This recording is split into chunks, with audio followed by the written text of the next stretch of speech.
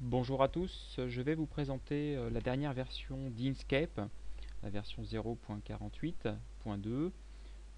Inkscape est un logiciel de dessin vectoriel, d'illustration, qui vous permet de dessiner donc notamment des logos, création graphique, illustration, par exemple créer des enseignes, créer par exemple de l'illustration dans des documents type BD ou autre.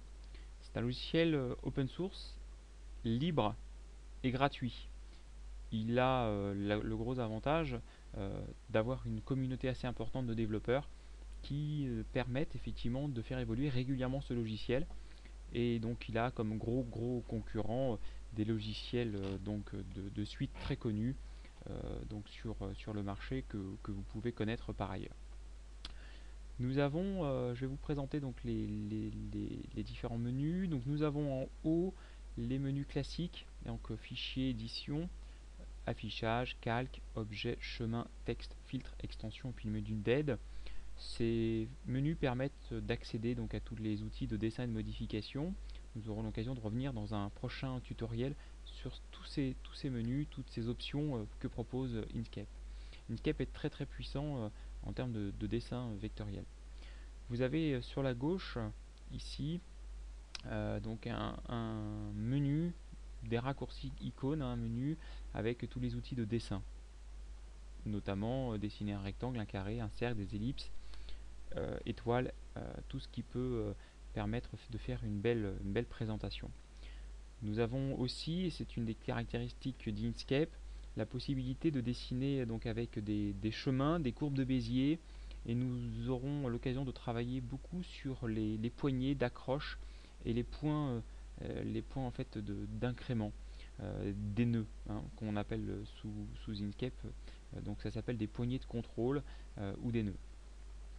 Nous aurons aussi l'occasion de regarder un petit peu tous ces menus donc de modification pour faire donc des opérations de rotation, de miroir, les différents types ici donc de dimensionnement d'objets. On verra quels paramètres et quelles options il faut enclencher. Nous avons ici une barre qui peut des fois se retrouver ici également, une barre en fait d'accès rapide pour créer un nouveau document, l'enregistrer, l'imprimer, revenir éventuellement en arrière. On verra un petit peu toutes ces options un petit peu plus tard dans un tutoriel complémentaire.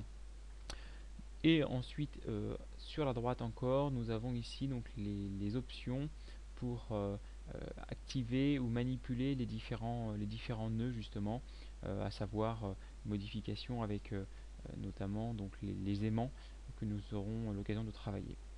En bas, tout en bas, nous avons une palette ici de couleurs qui nous permet de choisir en fait une couleur donc que l'on choisirait, que l'on peut balayer ici avec la barre de défilement. Juste en dessous de ces barres de couleurs, nous avons donc des options de remplissage de contours. Donc nous aurons l'occasion de revenir un petit peu dessus lorsque par exemple nous dessinons un rectangle. Le rectangle est un objet qui a un contour et qui a un remplissage. Nous verrons ça un petit peu plus tard. L'opacité, l'affichage et le verrouillage de certains calques. Nous verrons la gestion des calques un petit peu plus tard également. Nous avons enfin ici une option en fait de menu, de zoom et d'affichage. Ici nous avons également la position dans l'espace XY de notre curseur.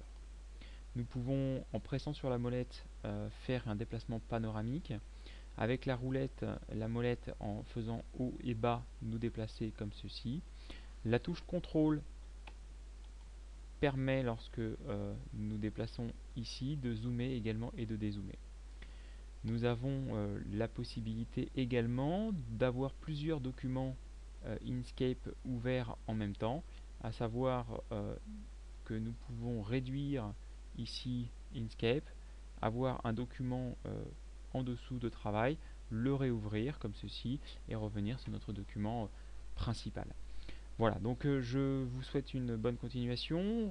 Je vous donne rendez-vous pour un prochain tutoriel très rapidement que nous allons mettre en ligne. À bientôt. Au revoir.